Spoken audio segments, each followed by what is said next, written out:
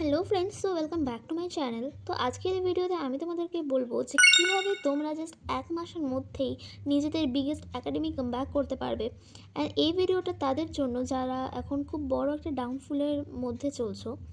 তো আমি চাই না যে তোমরাও এরকমভাবে এই ডাউনফলের মধ্যেই থেকে যাও। তো এই জন্য আজকের ভিডিওটা তোমাদের জন্য আনা। তো চলো বেশি কথা না বাড়িয়ে ভিডিওটাকে স্টার্ট করা যাক। আর ভিডিওর শুরুতেই বলে দিই, যদি এই ভিডিওটা তোমাদের ভালো লাগে দেখতে দেন অবশ্যই কিন্তু সাবস্ক্রাইব করে দেবে, কারণ আমার চ্যানেলে এরকম ভিডিওর অভাব একদমই নাই।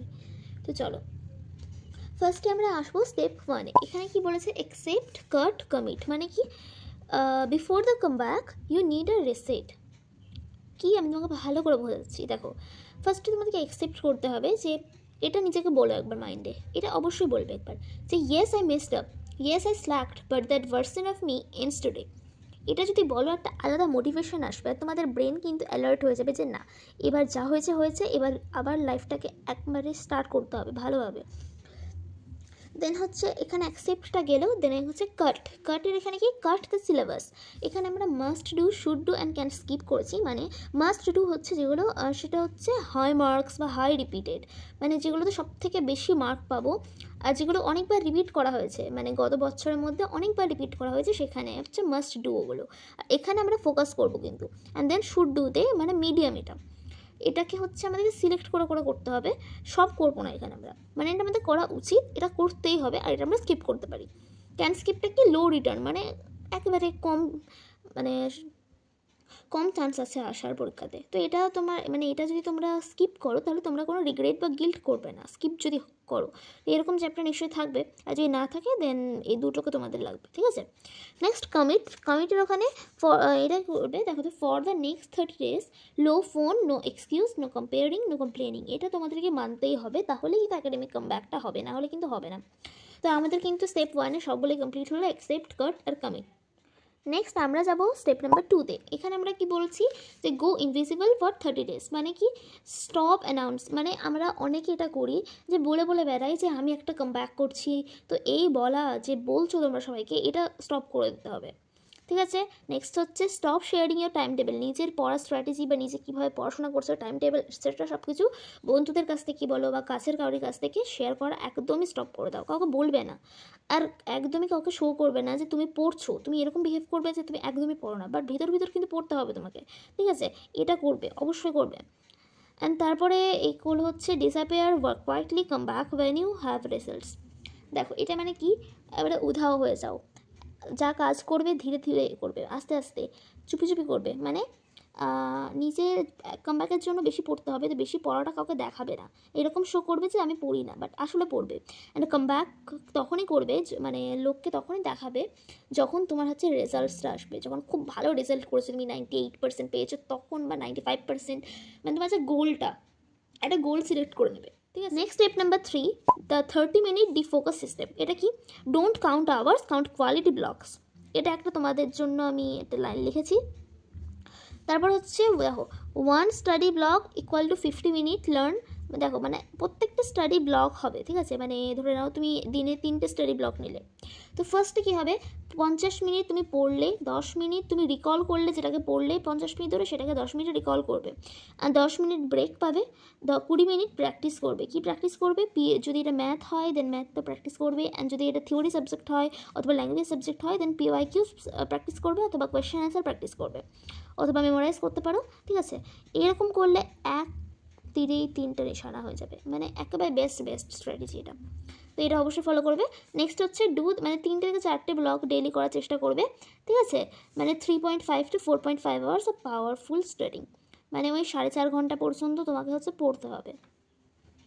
3 থেকে 4টে ব্লক দিনে কিন্তু করার চেষ্টা করবে, তাহলে কিন্তু কামব্যাক হবে, না হলে কিন্তু কামব্যাক করাটা তোমাদের জন্য অনেকটা টাফ হয়ে উঠবে, কারণ 1 মাসের মধ্যে কামব্যাক করা সত্যিই টাফ।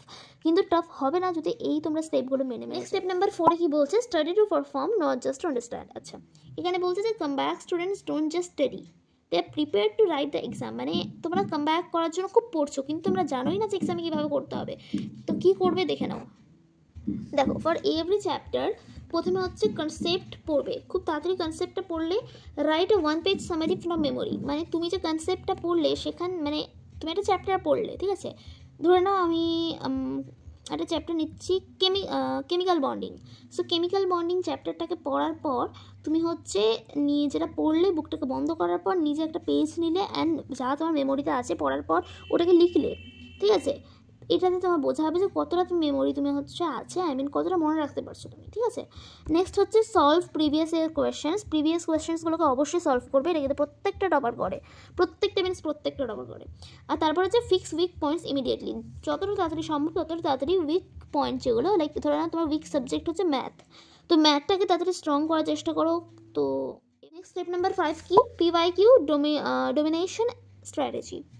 এটা মানে কি চলো তোমাদেরকে বোঝানো যাক।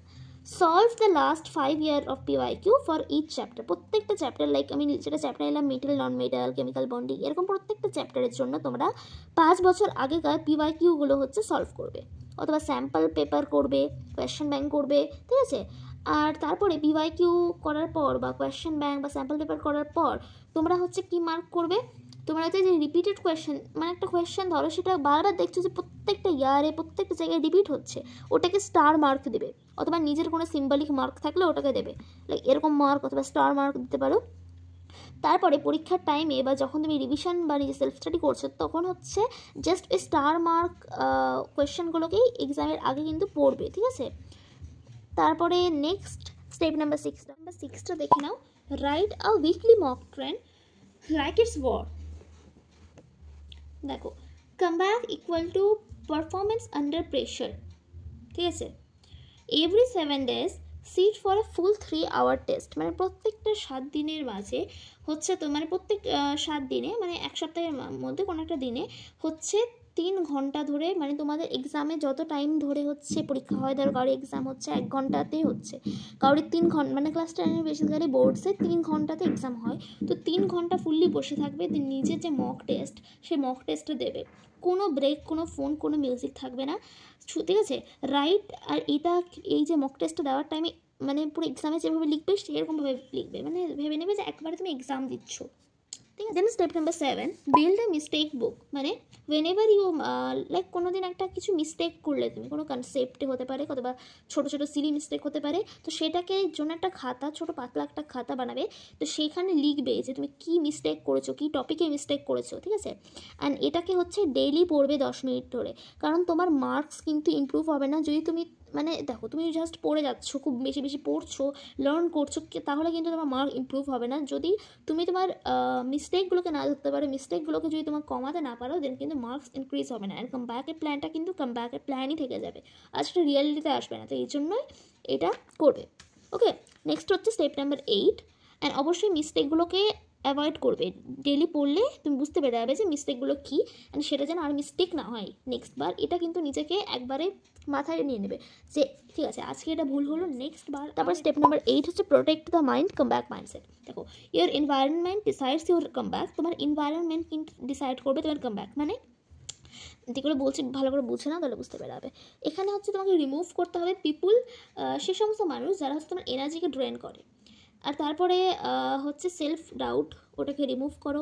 The habit of quitting when it gets hurt. মানে ধরে না কোনো চ্যাপ্টার বা কিছু একটা পড়ছে সেটা খুব কঠিন লাগছে, তুই ভাবলে যে না আমি আর পড়বো না, এটা হয়ে গেছে পড়া, এরকমভাবে নিজেকে নিচে ঢোকা দেওয়া বা এরকম হ্যাবিটটাকে রিমুভ করো। এই 3টে জিনিস রিমুভ করার চেষ্টা করবে। অ্যান্ড অ্যাড কী করবে? স্মল ডেলি উইনস, মানে ডেলি যেগুলো জিতলে সেগুলোকে অ্যাড করো। One non negotiable routine like night revision, ঠিক আছে? এগুলোকে অ্যাড করার চেষ্টা করো, ঠিক আছে?